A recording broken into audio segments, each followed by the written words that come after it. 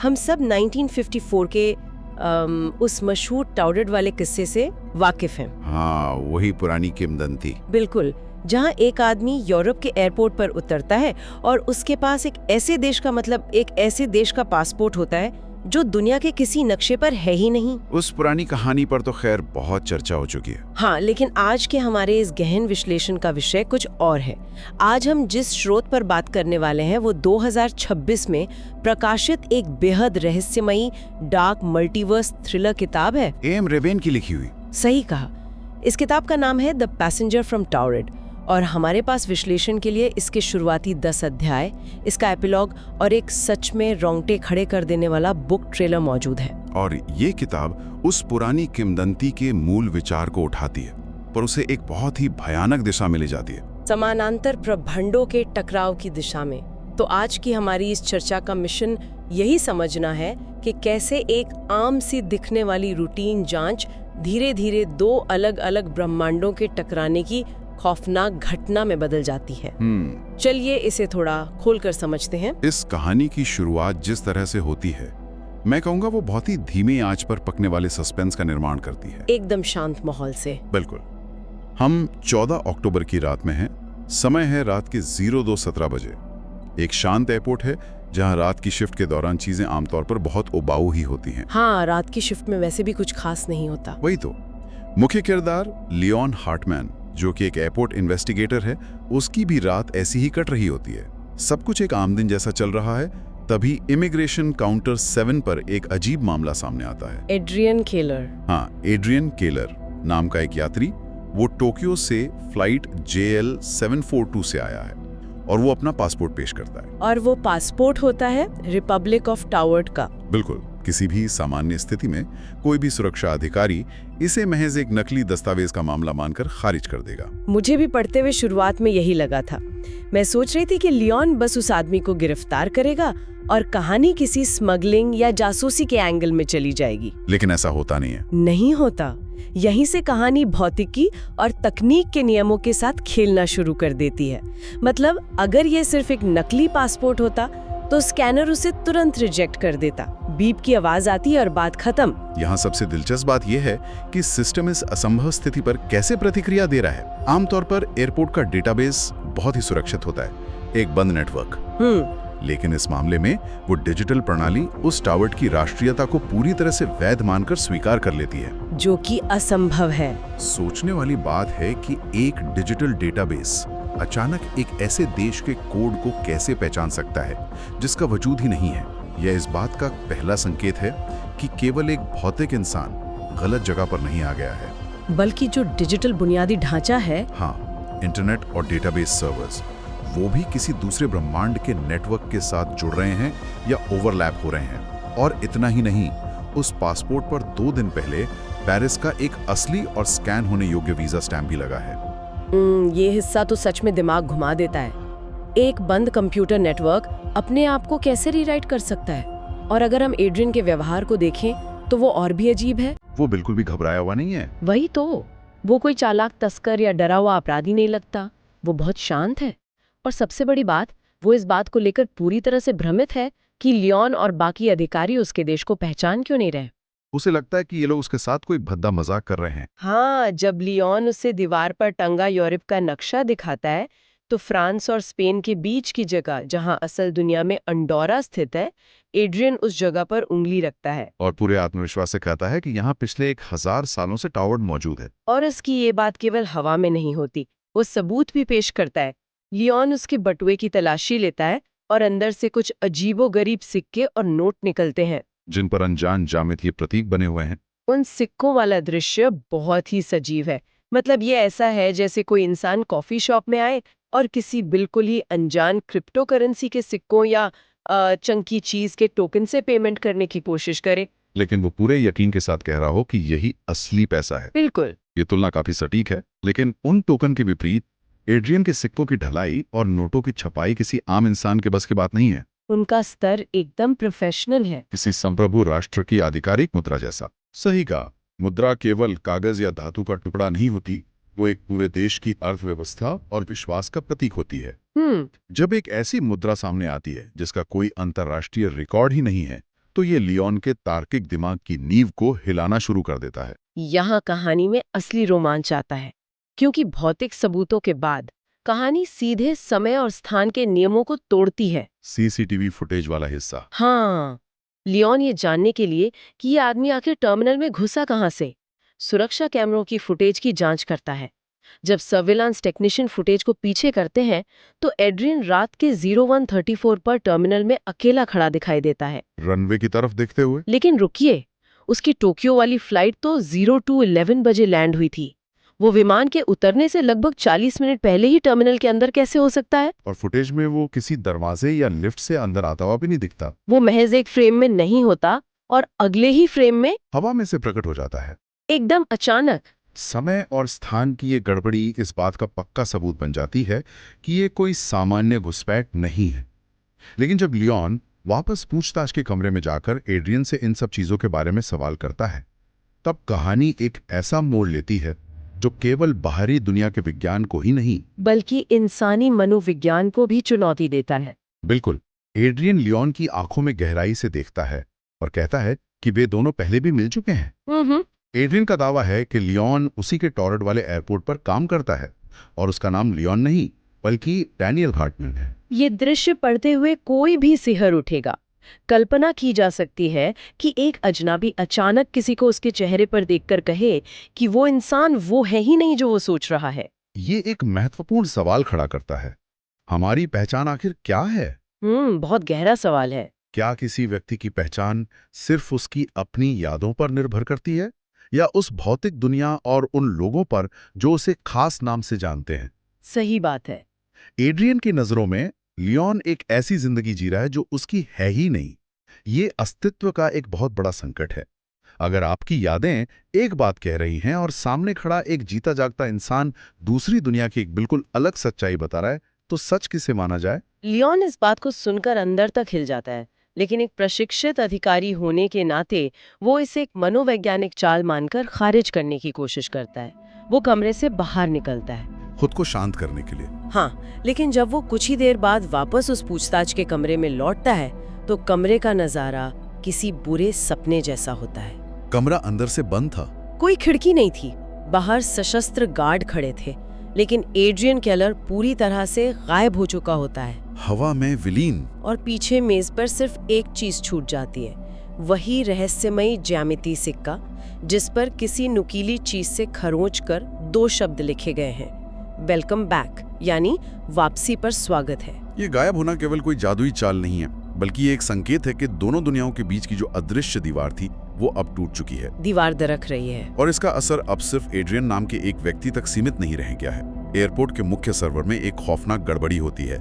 System logs दिखाते हैं कि रात के 2:09 पर एक ऑटोमेटिक अपडेट हुआ है। और इस अपडेट ने क्या किया? इस अपडेट ने एयरपोर्ट के ब्लूप्रिंट में एक पूरा का पूरा नया हिस्सा जोड़ दिया, टर्मिनल 6 टॉवर्ड नेशनल एयरवेज, जबकि असल दुनिया में ये कभी बना ही नहीं था। इसका सिर्फ प्रस्ताव 1998 में रखा गया था, पर निर्माण कभी नहीं हुआ। और यही बात सबसे अजीब है, क्योंकि रात के 2:09 पर ही एयर ट्रैफिक कंट्रोल के रडार पर एक भूतिया विमान दिखाई दिया था। स्रोत के मुताबिक उस विमान का कोई फ्लाइट नंबर या ट्रांसपॉन्डर कोड नहीं था। अब जो लोग एविएशन के बारे में नहीं जानते उनके लिए बता दूं कि ट्रांसपॉन्डर कोड एक तरह से विमान का डिजिटल आईडी टैग होता है, एक नंबर प्लेट की तरह। हाँ, अगर आसमान में कोई विमान बिना इस कोड के है तो वो रडार के लिए एक भूत के समान है, जो भौतिक रूप से वहां है लेकिन सिस्टम उसे पहचान नहीं पा रहा। और वो भूतिया विमान ठीक 02:09 बजे रडार से अचानक गायब भी हो जाता है। ये सारे टुकड़े अब एक साथ जुड़ रहे हैं। 02:09 बजे वो भूतिया विमान रडार से गायब हुआ, 02:09 बजे ही टर्मिनल 6 सिस्टम में जुड़ा और उसी समय के आसपास एड्रियन टर्मिनल में प्रकट हुआ था। सब कुछ एक ही समय पर। अगर हम इसे बड़े परिदृश्य से जोड़ें तो ये केवल बाहरी दुनिया या मशीनों में हो रहे बदलाव नहीं है।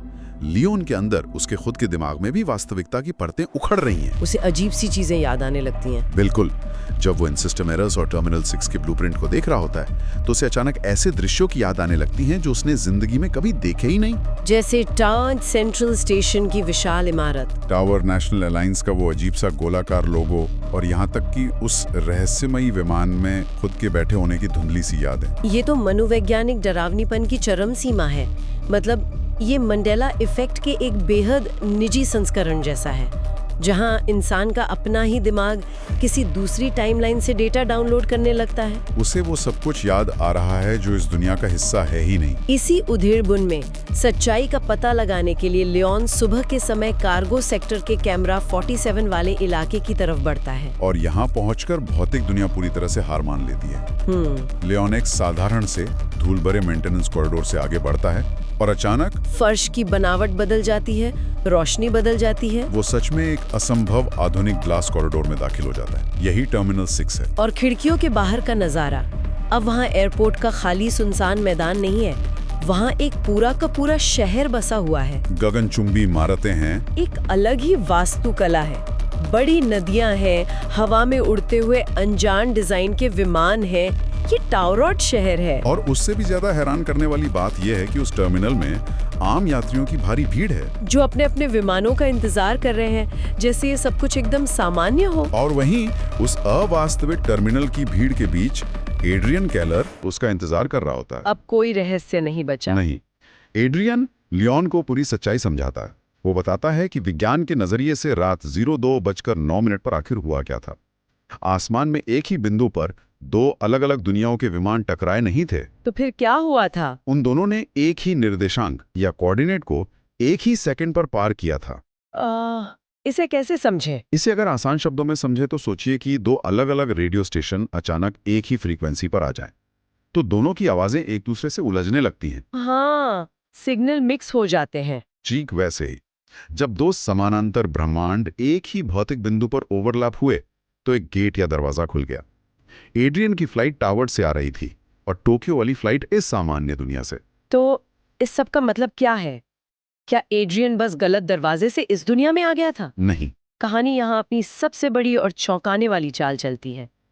एड्रियन गलत दुनिया में नहीं आया था। असली सच्चाई ये है कि लियोन खुद गलत दुनिया में रह रहा था। ये खुलासा कहानी की पूरी बुनियाद को हिला देता है। एड्रियन लियोन को याद दिलाता है कि आज से 20 साल पहले आसमान में ऐसा ही एक गेट खुला था और उस वक्त एक छोटा बच्चा जिसका नाम डैनियल था टावर्ड की दुनिया से खेलते हुए या गलती से इस सामान्य दुनिया में आ गया था। उस बच्चे की यादें समय के साथ धुंधली पड़ गईं और उसने इस दुनिया को ही अपना सच मान लिया। और जिसे हम अब तक लियोन मान रहे थे, वो असल में वही बच्चा डैनियल है। उसका असली घर, उसकी असली पहचान, उसका पूरा अतीत टावर्ड से जुड़ा है। Welcome back. बिल्कुल। ये मोड़ वाकई में दिमाग को सुन्न कर देने वाला है। मतलब कोई कैसे इस बात को स्वीकार करे, लेकिन इस भावना को महसूस करने का समय नहीं है क्योंकि हालात हाथ से निकल रहे हैं। एड्रियन उसे चेतावनी देता है कि दो अलग अलग दुनियाएं एक ही समय में इस तरह के लूप को बर्दाश्त नहीं कर सकती। हाँ, ब्रह्मांड का संतुलन बिगड़ रहा है। ये ऐसा है जैसे किसी कंप्यूटर में मेमोरी फुल हो जाने पर सिस्टम क्रैश होने लगता है। बाहर टावर्ड शहर की इमारतें कांप रही हैं, उनका आकार धुंधला हो रहा है, आसमान में दरारें पड़ रही हैं। अगर ये गेट ऐसे ही खुला रहा तो दोनों वास्तविकताएं, दोनों ब्रह्मांड हमेशा के लिए ढह जाएंगे और सब कुछ शून्य में बदल जाएगा। इस महाविनाश को रोकने का सिर्फ एक ही तकनीकी और तार्किक तरीका है। इस लूप को तोड़ना होगा। समीकरण को संतुलित करने के लिए दोनों में से किसी एक को अपनी सही दुनिया में वापस लौटना होगा ताकि गेट हमेशा के लिए बंद हो सके। और यहाँ लियन, या हमें कहना चाहिए डैनियल, एक ऐसा फैसला लेता है जो बहुत ही मानवीय और मार्मिक है। वो उस टर्मिनल की खिड़की से बाहर देखता है। वो जानता है कि टावर्ड उसका असली घर है, लेकिन उसने अपने जीवन के पिछले 20 साल इस सामान्य दुनिया में बिताए हैं।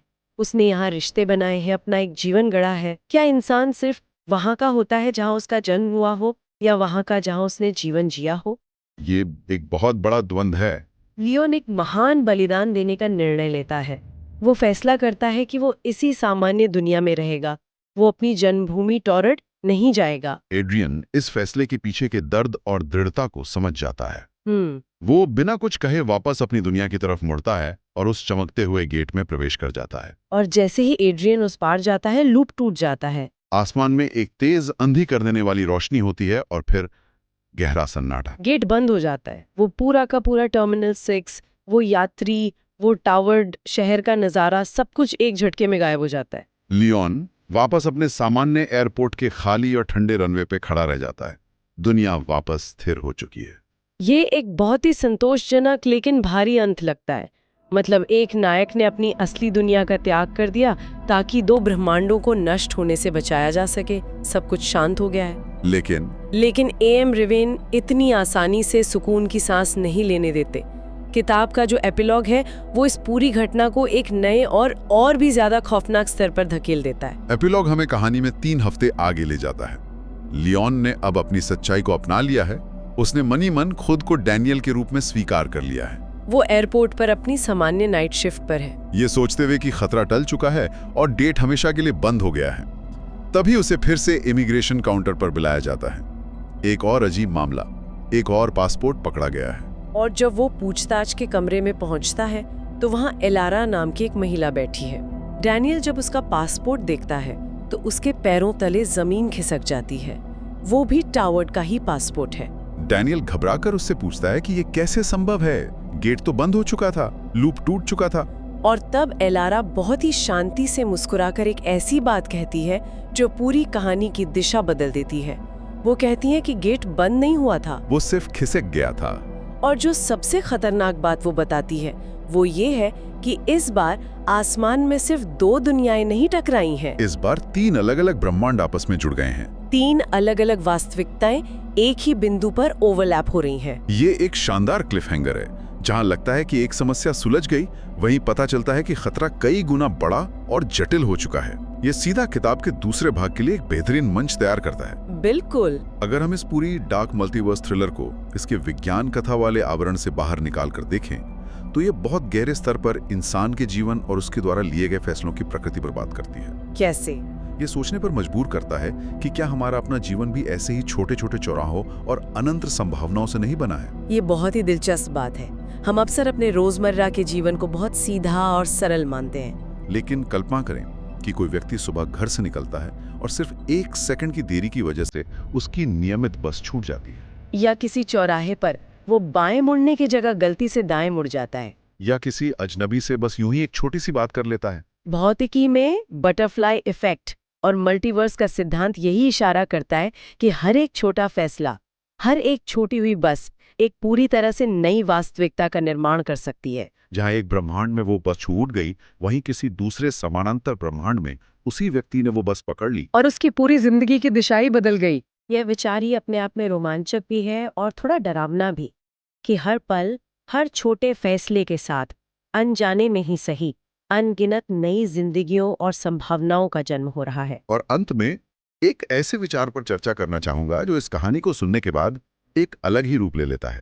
यह विचार मनोविज्ञान और भौतिकी दोनों की सीमाओं को चुनौती देता है। कौन सा विचार? हम सभी ने जीवन में कभी ना कभी डेजा वू का अनुभव जरूर किया है। हाँ, बिल्कुल किया है। वो अजीब सा पल भर का एहसास जब कोई किसी नई जगह पर जाता है या किसी नए व्यक्ति से बात कर रहा होता है और अचानक अंदर से एक आवाज आती है कि ये पल तो मैंने पहले भी बिल्कुल ऐसे ही जिया है। हाँ, विज्ञान इसे आमतौर पर दिमाग का एक मेंटल ग्लिच मानता है, यादों को प्रोसेस करते समय न्यूरॉन्स की एक छोटी सी गड़बड़ी। लेकिन आज की इस टावर्ड की कहानी पर गहराई से विचार करने के बाद एक पल के लिए उस कठोर वैज्ञानिक सोच को किनारे रखकर देखिए। क्या हो अगर डेजा वू दिमाग की कोई गड़बड़ी या कोई भ्रम न हो? तो फिर क्या हो सकता है? क्या हो अगर ये किसी दूसरे ब्रह्मांड में जी रहे, बिल्कुल आपके ही जैसे किसी दूसरे रूप की यादें हों जो किसी अस्थिर गेट या कमजोर दीवार के कारण गलती से इस दुनिया में आपके दिमाग में लीक हो रही हों।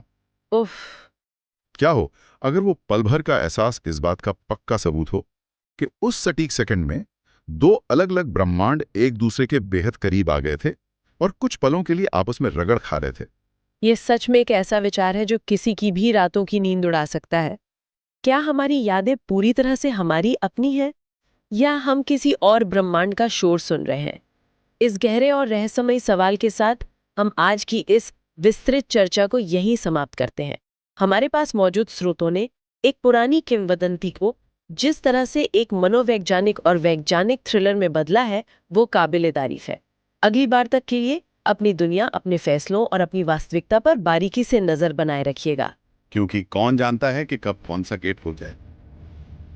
The Passenger from Torrid. Available now. Available on Amazon Kindle.